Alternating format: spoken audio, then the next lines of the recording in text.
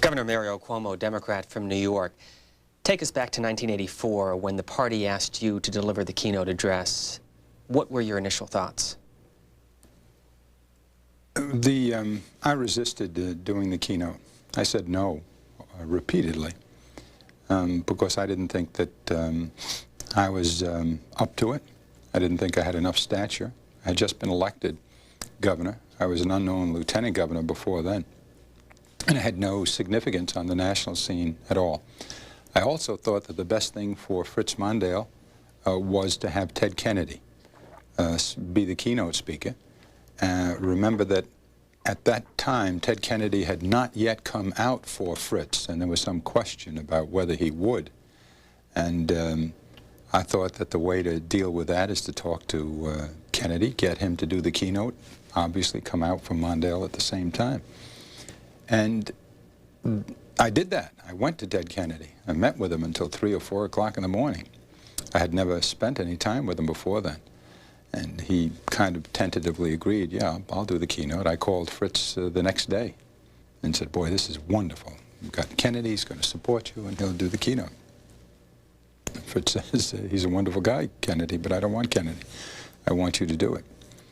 And I resisted for a while longer. I had Tim Russert, who is now at NBC, and very apolitical, well, very nonpartisan about his politics now. He was with me at the time. And Tim was kind of encouraging me to do it. My son was opposed to it, Andrew. I was very much opposed to it. But in the end, I decided to do it because Fritz asked for it. How long of a time frame was that? From the moment they asked you to the moment you finally accepted and then began putting together a draft for the speech? Well, it was weeks at least from the time that they originally suggested me as a possible keynoter to the Kennedy incident, and then to the time that I eventually agreed. It was weeks at the very least. I don't remember how many. And then I went to work on it and was very, very dissatisfied with what I did because I write my own material. I also ask for an awful lot of help after I do drafts. I distribute it to everybody, not to professionals. I don't think professional speech writers, you know, are very good at words, necessarily the people I want to test ideas. I literally gave a recitation of the speech once and asked the elevator operators, people who used to be elevator operators and now maintenance people, to sit in, secretaries, people who work around the office. I delivered it to them in my New York office, a room with about 20 or 30 people in it. Then I asked each for the comments. And one said, it sounds too liberal, one said, too conservative, you didn't mention Israel, you didn't do this, you didn't do that. And that's the way I pieced it together. But it was very hard, and I didn't think it was very good when I finally had it all written. You talked about the family theme throughout that speech. How did you come up with that? Was that a message that you had used in past campaigns? No. A couple of analogies occurred to me. Somewhere in the early days of doing the speech, I read that the president was talking somewhere about a shining city on a hill. And I don't know where he had said it, but we did the research on Shining City on the Hill and the religious beginnings of it, etc. And the obvious analogy was there's another city. You know, there's a place where the glitter doesn't show, in the gutter where the glitter doesn't show, Mr. President. President Reagan had this nice, optimistic, one-sided view of life, that the country is great, everybody's doing great, we are a shining city on a hill. And the obvious response is, well, that's wonderful, but some people haven't made it into the city. So that was one an analogy, was to the other city. Then the wagon train was one that occurred to me. I was reading something, actually, about the West and the notion of wagon trains and the communality of it, how they had to hang together to put up with the various challenges. And so that was a second analogy. I had 3 or 4, and then I had to get them down to just 2. Where it came from, in writing the speech, or writing most speeches if they're important, you don't know where the ideas come from. They pop into your head. I don't know about other people, but most of my best ideas happen when I'm brushing my teeth or throwing water on my face for the first time in the morning. I think they grow at night. You go to sleep empty-headed, you think. You wake up, and all of a sudden, your mind is churning out ideas. One idea came specifically from my son, Andrew. I had written a speech as an inaugural in 1983 that President Nixon had sent me a note about. And he liked it. And Andrew said to me, you've got to put in the keynote the part about Grandpa, my father, and the store and the Italian immigrant and all of that. And I said, hey, look, we did that in the inaugural. I've done it over and over. And Bruce, I don't want to do it to a national audience. You know, it's a little bit much. And Andrew said, no, you've got to put in about Pop. He called him Pop, too. And in the end, very reluctantly, I put it in. And that was the piece that I got the most comments about later. People would write you notes or bump into you onto the street and say, I have a background like yours. It was something that they could all relate to. So that came strictly from Andrew. The moment before you walked on the podium, what were you thinking? We're dead. Because Andrew and I had gotten to San Francisco with the family the day before, I think, or maybe 2 days before. And we had gone at the assigned time to use the teleprompter. And I used the teleprompter, the thing didn't work. Then I started reading the speech. It was so boring I couldn't get through it. I couldn't even recite it properly. So we stopped halfway through. I told Andrew, forget about it. And we went off and played softball against Tom Brokaw, Jennings, some media team was playing softball against some famous tavern team in San Francisco. I hit a double, incidentally, with my shoes on. If Quayle can play basketball in loafers, I can play softball. And so instead of getting ready on the prompter, we just abandoned that effort. I just gave up on it. I was not too happy with the speech. Did you win the game? Well, I only played part of it. I got a double, and I'm not sure my team won or not because I left after that.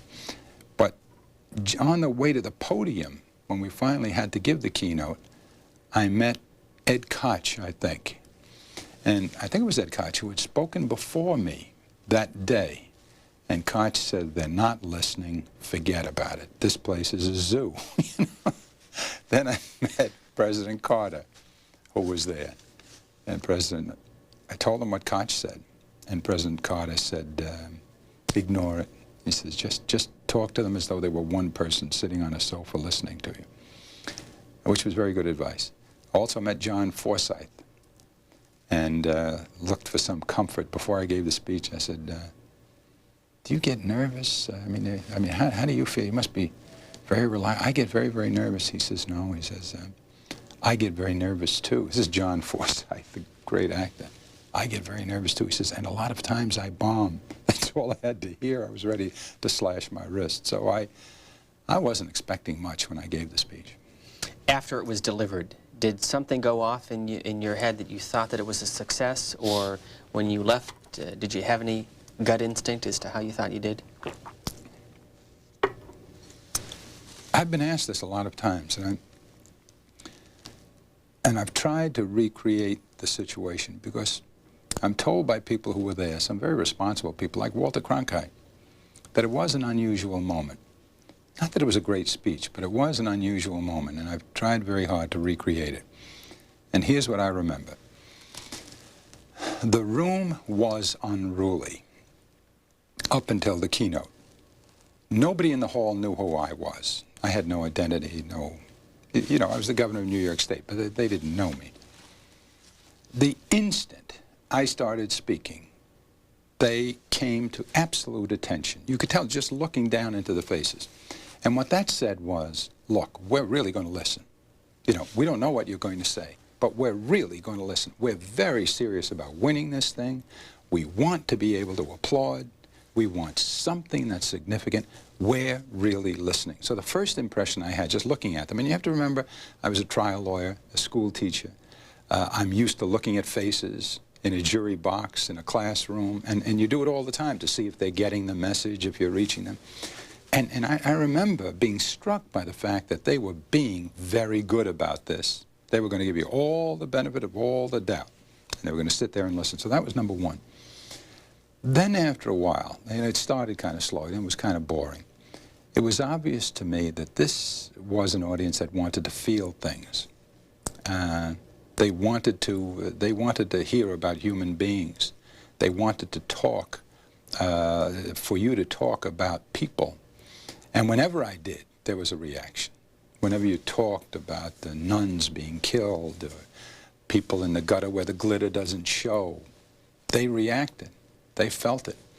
There was not a lot of diatribe in the speech. There was not a lot of attack. There was some, you know, hard-hitting stuff. But my general sense going through it was, this is a reasonable audience that's giving me a reasonable response. They applauded an awful lot, which I'm not good at. Some people are. Some people are very good at accepting that applause, letting it all go, and as a matter of fact, stepping back and encouraging it. I have a great weakness in those times when I do get some applause in the middle of a speech, which is not a lot, because usually I get my applause at the end of it. I don't write punchlines. So I ran over the applause in some cases. I even put my hands up and asked them to stop on some occasions. But it was a very attentive audience. I was not at all prepared for the reaction I got after it, which was, I mean, it'll never happen to me again. I mean, what happened after it, as I recall, there was a lot of applause. Mondale had called about a minute before the end of the speech. He was waiting on the phone. I stepped back, took a bow, because I guess it was Governor Collins was running the thing. She told me to go back. I left. I went all the way around the back of the stage to a telephone, got stopped by some reporters, spoke to them for a couple of minutes, talked on the telephone for a couple of minutes, and they were still applauding. There was still a kind of demonstration going on. Went all the way back, and Jimmy Carter and Governor Collins told me to go back up to the mic, and I went back up to the mic. Now, I don't know how many minutes that was in there, but it was an awful lot of reaction. I was not ready for that, nor was I ready for what followed. You know, the comments by Walter Cronkite, who said some extravagant things about it, and others. And I've thought about all of that. And here's my conclusion. It was not a great speech. It really was not a great speech. It was a good speech. It was not a great speech. It was not particularly well delivered, even by my own standards. What happened was the moment was exactly right. And the message and the moment came together perfectly, which will happen. There are times, you know, the young man is with the young woman and he's courting her, and if you lean across the table at the wrong moment and you put your hand on hers, it's cold flesh on colder flesh, and that's it. If the moment is right, you know, if the context is right, if the disposition is right, it's warm, it's sweet, it's engaging, it's lovely, it's thrilling even. They were desperate to hear something that could make them feel good about themselves, about the party, about the country, and about possibility. They weren't waiting for super intelligent words or brilliant images or clever language. They wanted to feel good about themselves and about the country. And whatever pictures I chose worked for them. They don't have to be great pictures to work. They just happened to work. The message and the moment came together, and they liked it very, very much. That's different than having made a really great speech. This is not a really great speech. And Bill Bradley, who a couple of times did this terrific, humorous criticism of it, you know, made fun of the lines for their simplicity. And I mean, he had me in stitches, and he was absolutely right. Some of the things I said were very, very simple. Peace is better than war because life is better than death, you know. Now, you say that in a normal conversation, and you know, people will get up from the sofa and go turn on the television set. But it worked on this occasion. So it was an unusual event. I don't have the quote in front of me, but I think I had read at some point recently that, correct me if I'm wrong, in some respects you regret that you gave that speech. Did you say something like that? Or that yeah, probably. Because of the attention? Do you want to explain that? Well, what happened after it, and what has happened since, is that to a lot of people, what they know is the speech, you know. And then I gave a lot of other speeches. Frankly, I've given much better speeches, and even some that were as well received as that one, if you can believe it. I mean, limiting the size of the crowd, etc. But then it in the minds of some people, created the impression that you're a speechifier, you're a speech giver, which is the least part of what I do. I'm a governor. I work very hard, harder than most. We've done a lot of interesting things in my state. But it's hard to get the analysts and the people who comment on you or the state to get beyond giving speeches. And after a while, it becomes a kind of syndrome that I described once as the dumb blonde syndrome. In the old days, in the 50s, they would use stereotypes of beautiful blonde women. And the assumption was that there's something about being beautiful and blonde that's eclipsing of everything else. And if you're beautiful and blonde, you can't cook. You know, if you're a guard on the Green Bay Packers, you can't play the piano. They don't think of you as doing anything else. It is an eclipsing characteristic. You do this, therefore you do nothing else well. Performers suffer from that. They're getting over it in the last decade or two as they demonstrate their versatility, people. But they thought because you were an actor, you couldn't be anything else. Because you were John Forsyth, you couldn't be a governor. Because you're a speech giver, you can't be a doer and achiever. And that's a very interesting syndrome, and I've seen it at work. So I have occasionally talked about the speech note as the speech I gave as a keynote being a burden in that regard, that it kind of tilts the image of you as a politician too much toward the idea of giving speeches. I just gave a speech here in Washington. They introduce you as the guy who gave the keynote and is now going to give us another moving speech. Well, that's a tough way to live, baby, because the context is different, you know. So there were disadvantages to getting a good reception. Let's move to today. Spend a few minutes talking about 1992. Assess a three-way presidential race. What do you think is going to happen? You can't. You can't. Nobody can right now. Anything could happen. Could Perot win? Of course he could. Could Bush? Of course he would. You'd have to make Bush a favorite just because he's the incumbent, whatever the polls say. Could Clinton win? I believe he will, frankly, but there is as much hope there as there is prediction. Given the current situation, there's no way of predicting what's going to happen in November. You couldn't possibly know. The little flap that Bill Clinton is going through now with Jesse Jackson over some comments he made about a black woman who made comments that Bill didn't like. Well, that's going to happen 15 times, things like that. Some of them will be good for Clinton. Some of them will be bad. Perot's comment about adulterers and people whose sexual orientation and preference is different than his. He'll do that 15 times. My mother was not educated, but now 90 years old, but last election and the one before, she talked to me in Italian about it. She made one statement once at the beginning of the campaign. She says, remember, between now and then, the election, Sanashanubab, a pope will be born. What she was saying is so much happens over a course of 3 months or 4 months or 5 months that you can't predict, that there's no point in assessing all the factors now and trying to predict how they will come out. Then, too much is going to change. Any one of these three can win. Any one of them. Any one of them can win big. I do not believe that this has to go to the House of Representatives. I hope it doesn't. That would be an awful way to pick a president. So we're all in the contest.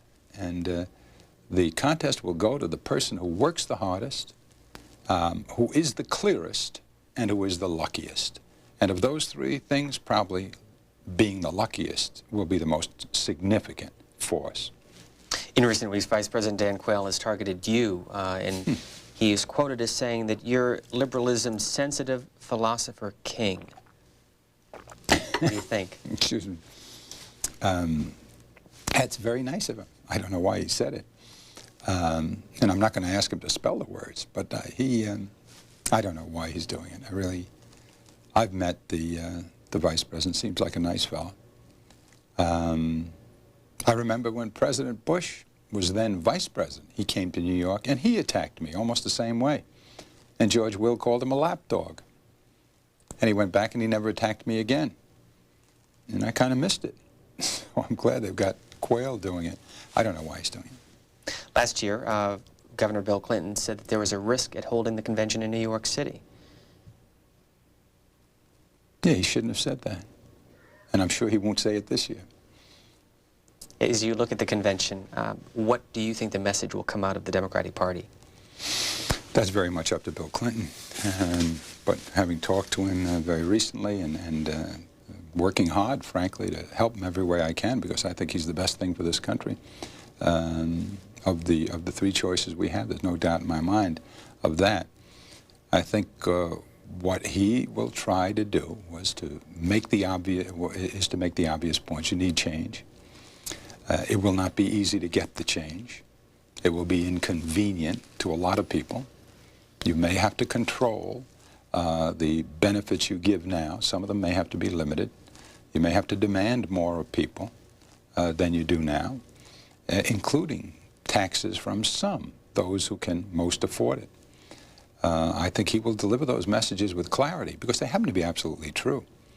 And you can't be honest about prospects without admitting that you're going to need to find wealth to invest in your infrastructure, to invest in your human resources, to find capital for the free enterprise system.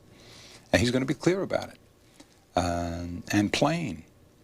And I think he's going to be challenging. I don't believe that he's going to try to cop out. I don't believe he'll be frightened by the recollection that, well, Mondale told us the truth and he got beaten. I think in the end, Bill is going to deliver a very blunt and honest message. And I think that's exactly what the country wants. I believe some people suspected that that's what Perot was. And that's why they liked Perot and like him even now. Unless, however, Mr. Perot comes forward with specific, blunt answers, again, I underscore specific, he will lose that appeal. People will not take you on faith in this country, nor should they have to. So, I believe that Bill Clinton at the convention will be what Ross Perot promises to be, as well as a practiced public official with a good, even an excellent record in Arkansas as a governor, and with a strong association with the current powers in Congress who will be there after the election. You put that whole package of attributes and circumstances together, and you have a very strong potential president. Is that the advice that you're giving Chairman Brown and the Clinton campaign and others in the Democratic Party? Despite what some reporters may write from time to time, I don't give any advice unless they ask me. I have spoken to Bill Clinton more than once, and I will continue to as he wishes me to. And that's the advice that I will give to him. I do talk to Ron Brown, who used to be my student in law school, and it's the advice I give to him. And then I talk a great deal to people in New York State, like my own chairman, John Marino, who's chairman of the state party, who deals all the time with the NDC. And I have people who worked very closely with me. Gene Sperling is a young man who came down from Harvard to work with me for a couple of years, and he's now in Little Rock working on economic development and other issues for the campaign. So we have plenty of avenues of communication back and forth. And as they wish to have opinions, we give them to them. What's the best political advice you've given, and what's the worst? Gee, best, I really don't know. Mike Dukakis, best advice I gave him was to run. He came to see me in February the year before the race, really to find out if I was going to run. I said, Mike, you know, I know they say I'm going to run, but you'll never hear that from me. You run. And you were a governor before you've got a good record, everybody likes you, you deserve it. I said, you run and you'll have an excellent chance to be the candidate. Now, nobody gave Dukakis much of a chance in the beginning, but I did. And he ran and he became the candidate. So the best advice there is run. He probably would have run anyway. The worst advice, some people who wrote books have said, was also to Dukakis. When I said to him before the second debate, he called me up 15 minutes before the debate and said, you know, they're really coming after me with all kinds of negatives. You think I should fire back? I said, no, I think you should be what you are. You're a substantive, positive, constructive guy. Don't let them drag you down. I don't think the American people would be fooled by all this stuff. And some people thought that that was about the dumbest advice Dukakis ever gave. Now, truth is, I don't think that Mike Dukakis, made his decision to behave the way he behaved, whatever that was, because Mario Cuomo told him. But the fact is, people thought it was very bad advice, and maybe it was. I confess to this weakness. I'd probably give the same advice again. It doesn't mean you don't defend yourself, but I think given a choice between running a negative campaign and a positive campaign, especially at a time like this one, when everybody knows there are huge problems, and you can only solve them by constructing something, it is truer than it ever was that any jackass can kick down a barn, but only a good man can build one, or woman, which is an expression Jimmy Wright used a lot, but got, I think, from Sam Rayburn. So, best advice, run. Worst advice, be nice. That's what the pros would tell you anyway. In looking back at the primary season, any regrets for you personally that you were not a candidate? Well, I don't regret anything that I did. I didn't even consider it until October of last year. And then within less than 2 months, I had everything I needed to run, except a budget. And the decision I made was, without a budget on November 20th, I couldn't run. And I think that was right. I didn't have a budget. If I had run in New Hampshire without the budget, the Republicans would have plagued me. They would not have given me a budget in my own state because they control one house. The state's paper would have become junk because my budget would have been late again, and the raiders had already warned us. And they would have followed me all over the country with headlines. New York State is burning, and this guy says he's going to save the country. So it wouldn't have worked politically. Do I regret now that I didn't get a budget? Might have run. There was a point where, yeah, I felt that this would have been right for me to run. I never felt that way before. I never got to that point before where I even considered it. And I would have run, absolutely would have run if I had a budget. On the other hand, I don't want to leave the impression with anybody that I have anything to feel bad about. I am so lucky, Steve, being governor of a state that you know well. The chance of its happening, 20 years ago was like zero in my own estimation. Given where I came from, with my background, with no money, with no friends, with no power. I mean, the idea that you could become governor and then be elected 3 times, the only Democrat in history to be elected to 3 4-year terms in New York State, to be re-elected twice by record-setting margins, the highest vote margin ever for a victor, and the second highest. I'm not saying I deserved it. And maybe that's why I feel so lucky. So it's hard for me to feel any misgivings about my political life. I've gotten a lot more, probably, than I deserve. Running for the presidency would have been nice. For another reason, too, it would have given me a chance to talk about New York on the national stage. I'm sick and tired of the Quayles and the Bushes before them, and the Agnews and the others coming and trying to use New York as some kind of stereotype where you could beat up all people in need, because that's what they're talking about. And it would have been good to be on a national stage and be able to have that debate. Final question, we just have a few minutes left. As we prepare our convention coverage and give our viewers a sense of what's going on at the Democratic Convention, what do you think the Democratic Party should do to define its message to get ready for the fall? The truth is, the big question for people looking at the convention, really, one of the big questions should be, will the people at this convention tell us the truth about how hard it's going to be to find the wealth to do the things we need to do? Or will they pander to us? Are they going to pretend that they can govern this place without inconveniencing any of us? That's the big question. I think we're going to answer it appropriately by telling you the truth, even though you're not comfortable with it. And for all of you who have to analyze it and report on it, That's the question I would go in with. I wonder if these guys are going to tell me the truth and tell America the truth. If we tell them the truth, we're going to win. Hard as that truth is. We may win by only one vote, but we'll win. If we don't tell them the truth, if we pretend you can solve the problems in this country by giving everybody a tax cut, forget about it. We won't win, and we won't deserve to win. Will the party be united? Yes.